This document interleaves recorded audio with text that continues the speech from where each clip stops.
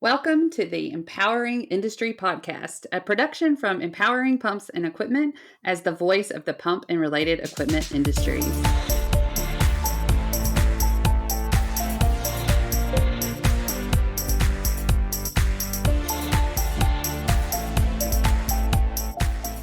Hey everyone, and welcome to the Empowering Industry Podcast. I'm your host, Charli Matthews, and this is our 5th season. I love being here with you. It's so exciting. And today I have such an amazing guest. I would call you friends now, Robyn. This is going to be great. Love getting to know people on the podcast, obviously, but I got to meet you in real life in Chicago, which was wonderful. So, Robyn, if you'll just start by introducing yourself to our audience.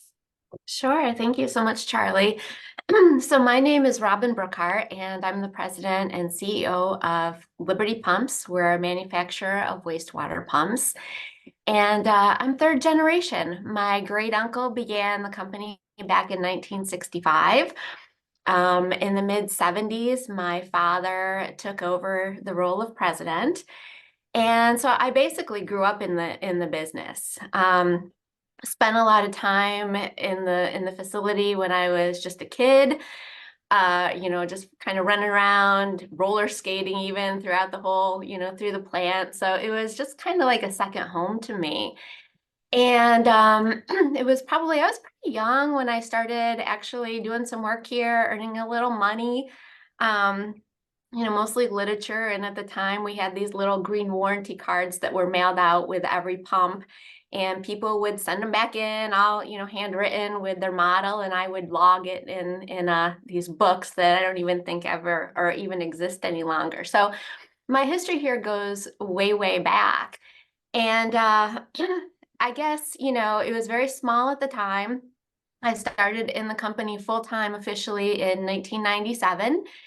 And started in the marketing department. That was what my education had been in. I had gone to school, just a local state university here, and my major was in marketing, and that's where I began. And it wasn't long, actually, before I even started there. I had started my MBA and finished that up at RIT, which is a college close by, with a concentration in manufacturing. So I do have a marketing background, and then I also have a lot of a background and a lot of experience in the manufacturing realm too. Yeah, I love that.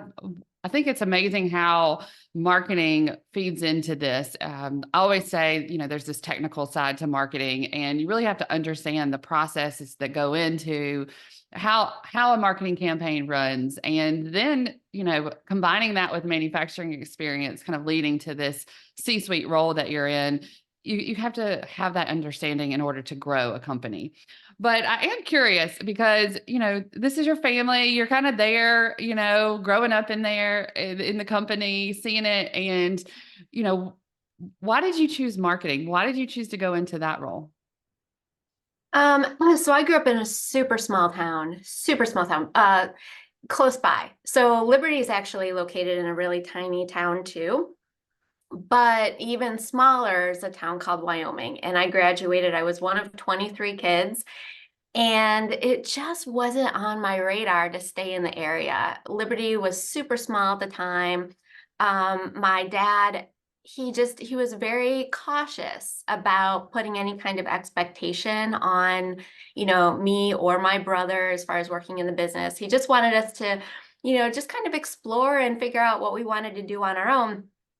And so it just wasn't on my radar to stay in the area. And, I kind of envisioned myself living and working in a big city. And the world of advertising kind of sucked me in. I really just was intrigued by it. And that's kind of the direction I thought I was going to head. And it just didn't work out that way. I worked for a bit for Atlas Roofing, a roofing company selling roofing insulation, and I really enjoyed that. I learned a ton. I had a great mentor. And just through a series of events, life brought me back here to Liberty. And I feel like regardless that no matter what, my path was always going to lead me back here. And I feel like, the time that it took for me to come back, I learned a lot, and it's really, I think it's paid off. I know it's paid off in many ways. And I think it's also reflected in my leadership style as well. Absolutely. And I was going to ask you about that because it, first of all, I have to figure out like, what is it like to lead in the pump industry for one, right? We talk about the pump industry a lot. Some people are like, what is the pump industry? But what is it like leading, others at the top in the pump industry? So here, let's see. Well, it's something I very much enjoy doing, very much enjoy.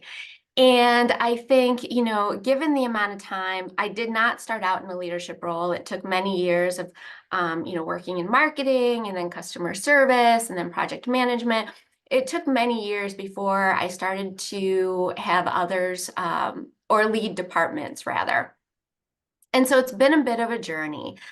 I will say it was interesting. I don't notice it so much now as I did back like in when I was in customer service. It's a male dominated industry, and I feel like that is shifting. And I just remember like working in customer service and taking calls, and I really loved it. I learned a ton through doing that. But on occasion, I would get that person on the other end who insisted on talking to a man. And so it was just, an interesting, um, I don't know. I think having that experience has helped me in my leadership.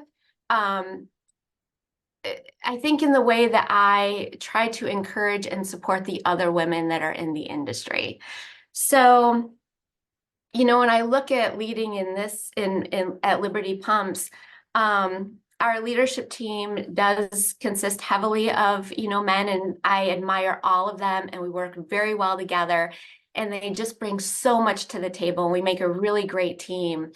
And at the same time, we're also bringing more women into the group, and equally as talented. And so that just it makes my heart sing.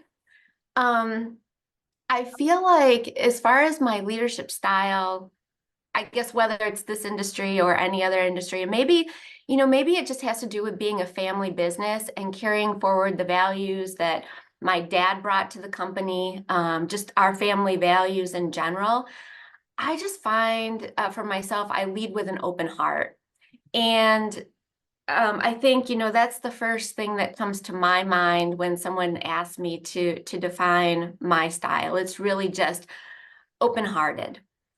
I tend to be very collaborative and supportive by nature, so that shows up in our meetings. And I enjoy facilitating meetings. I enjoy that very much, and just ensuring that everybody's voice is heard. Sometimes you get people who are in the room who are a bit introverted. I'm an introvert by nature.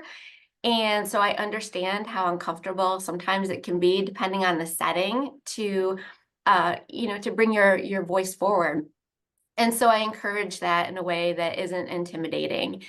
How do And you do that? Because I think that that's a challenge. I think that it's something that it would really help our leaders to really know how to bring people out of their shell, if you will, or to just share their ideas and feel comfortable sharing their ideas, whether they're new to the scene, or it's a new project. How do you get them to open up? Well, I think a lot of it has to do with our culture. And I say that because as I think about virtually every meeting that I'm in, as soon as the group of us, regardless of who's in that group, as soon as the group of us gets into that meeting space, it's very like we start out just not intentionally, it's just how it is, having just conversation, and a lot of laughter. We laugh a lot around here. And I think when you just, you start out a meeting and you're just talking, you don't dive right into the serious stuff, and you're all laughing together and kind of joking around, it really just puts people at ease. Um, is what I notice. And so I think as we get into the tough stuff or we're working through a challenge and people are, are expressing their views, we might have someone there who's a bit quiet. And I'll ask them, I'll just, when we get to the right place in the conversation, I'll call on them and ask if they have anything to add. And sometimes I'll circle back around. But and if they don't have a lot to say, that's okay. I don't force it, but I just want to give them the opportunity to do so. Yeah, I was thinking also just how you've developed your team, bringing people in. The workforce looks very different, obviously, and we have the challenge of having the right talent in place on our teams. So, how would you say that you brought those people in, and then what would you like to see in the workforce change? hmm I think we're fortunate where we're located. I mentioned that we're in a small town. It's a farming community, so I would say, when I think about work ethic, I think, here especially, I think we're fortunate in that regard. But then also RIT, which is it's Rochester Institute of Technology. It's right down the road from us. It's not far. And they have at that school a great engineering program. So design engineering, manufacturing engineering, industrial engineering, packaging, like all the engineering, all of it. And we're just very fortunate in that regard. We do a lot as far as co-ops and having a really solid co-op program. So I think that having that talent so close by is super helpful. And we have a great reputation. Um, I touched on our culture a bit, and it's true. Like we like to have fun. And we do hard, we work hard. Well, we get a lot done, but I should say, and at the same time, we do it, we celebrate. You go out into the manufacturing facility and there's music pumping, pumping in the bathrooms. It's like, almost everywhere you go, it's almost like you just want to dance. It's a lot of fun here. And we have an events committee that puts together some really cool things like ice cream socials and chili cook-offs and spirit weeks. And the list, it really does go on. We have raffles, constantly doing these raffles and craft days, and then we'll have wellness fairs. And I think people just, the work is hard, especially out on the plant floor. They work really long, hard days on their feet. So and I think that's, typically the case in a lot of manufacturing facilities. And so anything that we can do to really make that work enjoyable, I think goes a long way. And in my mind, I think of, when I think of Liberty, and probably this is the way for every company, but it's a word that really stands out is community, and just making sure that we have that sense of community, and then making sure that as we grow that we maintain it. It's so true. And I was just thinking about Dave Williams. He's the one that introduced me to Liberty, and I've seen him at different events, and he brings that joy to, the team or the organization, or kind of the evening, whatever it is. It's really fun to have him around, and I'm thankful to him for introducing and kind of, I guess leading that way too, as he's out and about through organizations, showing that Liberty culture, which is, I would describe him as fun, and so I think that comes out of your company and shines through. So good job there. And like everybody likes to have a good time after, during work. That's where we spend the majority of our time. And so I think it's really, really important. And, I'm excited to hear that you can still have fun at work, even if in also the focus on like hard work, right? Like we're going to work hard. We're going to accomplish our goals. We're going to have fun doing it. And I think that is what we want, especially high performers, they like to do the work, right? And it's really wonderful to see that energy that you bring, introvert or not, you bring that energy that you can, have people engaging and being social with your style. So that's really refreshing. So I'm curious, with all of this and kind of that moving and the direction of growth. What does it look like for Liberty? What does the future look like for Liberty? Hmm. Um, well, to me, I'm excited about it. I just think that, we have this history of success and it feels like we're on this trajectory that just isn't going to stop. And it was last January that we opened up a new warehouse facility that's part of our existing building. And it's put us at about 320,000 square feet now. So really preparing for just growth. And yeah, and there's just a lot of exciting things happening here, just like in the realm of like product launches and kind of, I don't know, maximizing the efficiency of our manufacturing space. It's super exciting. And I think about a lot, I guess with the word future, I think about succession planning, and not just succession planning. Yes, we have to make sure that, anybody in a key role, that they identify maybe, some candidates that might eventually be able to move into those roles. But then also as we grow, just identifying and staying.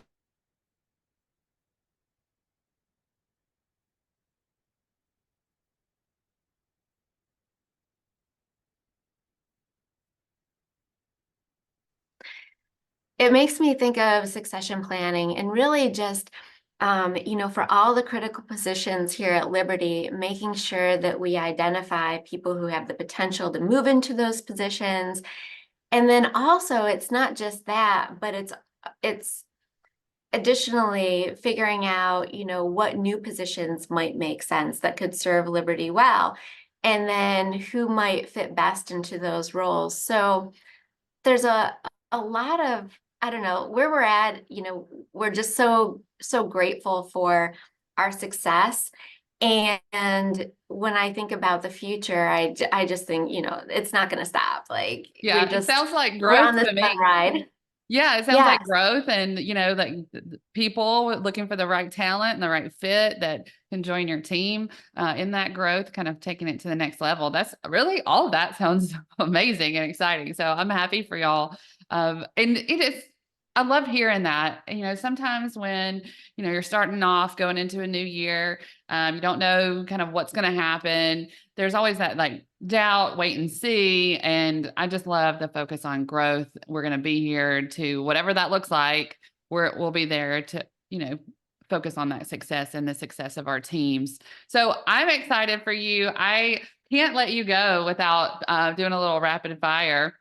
So these are the questions, random questions I have. One is, what is your favorite book? Oh, I love this question. I love to read. I love to read. And I would say my favorite book, as far as leadership goes, is Insight by Tasha Eurich. And it's all about self-awareness. It's a book that I've read more than once. And actually, I think it's probably time for me to pick that book up again. But the message in that book is just it's so important. And I think it's so important for anybody in general, but leaders in particular. And it has me thinking about this coming year. It's been a while since I've done a 360, a little too long, but I have plans to do another 360 within the next few months. So that book kind of ties into that whole topic and is super exciting. I love Okay, it. first I have to know more about this 360. What do you mean by that? What are you saying you're going to do?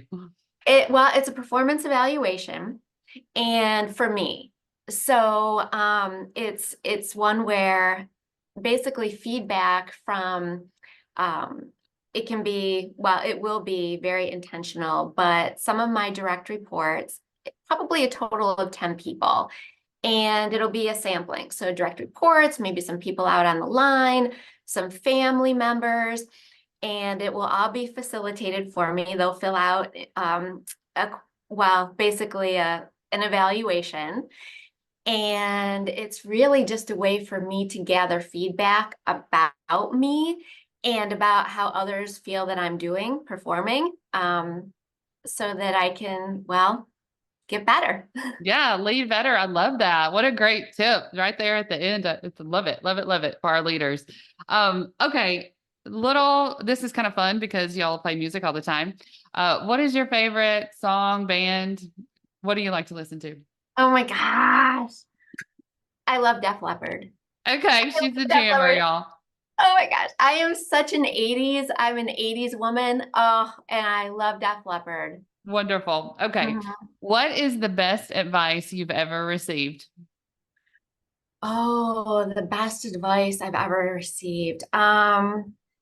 You know, probably I've received a lot of great advice over the years. Um, and I'm not sure exactly, where this little tidbit came from, but for me, it served me well is let go. And that shows up in so many ways. And, I think it shows up here at work where, maybe there's something that for the longest time I felt the need to have control over. And it's okay to like let it go and let someone else do that. Or say, like at home, leadership doesn't just show up at work. It's, I think, how we show up everywhere. And I think about my kids and I think about, maybe the things where I overfunctioned as a parent, the ways that I may have overfunctioned. And it's letting go, or letting go as they're growing up. And so, whether it's at home or it's at work, I think that it's important as leaders to be able to let go in order to allow others to grow. Yeah, and I'll just say also let go if you did over do it with your kids. Just let go of that too. We're doing the best that we can, right? Okay, and so this is the last question, and basically it's just what is some advice that you would give a young person coming into our industry? Mm-hmm. Oh, that is a great question. And it's make sure your voice is heard. Make sure it's heard. I know, for some people it can feel intimidating, especially for a young person who's just entering the workforce, but to just to make it known, to make their opinions known, to make their voices heard, and to be willing to ask for what they want and to advocate for themselves. I just think that advocating for themselves is so, so important. Yeah, and there was something we talked about kind of offline, and I think touches that is that, if you're at the table, you're there because you want the organization, the team, everybody wants your opinions and your ideas. It's going to make the team better. It's going to make the organization better. And so I love that you said that. And I love that it really is a team effort with you. It's a fun team at that. So I'm excited to just share this episode with everyone, this interview with you, Robyn. Thank you for your time. And if anybody wants to reach out to you, what's the best way for them to do that? They can email me. So it's Robyn, ROBYN .Brookhart @libertypumps.com. Wonderful. Okay, everybody, y'all heard it here. Really great leadership being on display. So share this with everyone. I definitely know that there's tips in there that will help people. So if you haven't, like, subscribe. It's a new season 5. It sounds so fun. I have 5 children. 5 is like a symbol, which is really great for us to share. And, until next time, be empowering.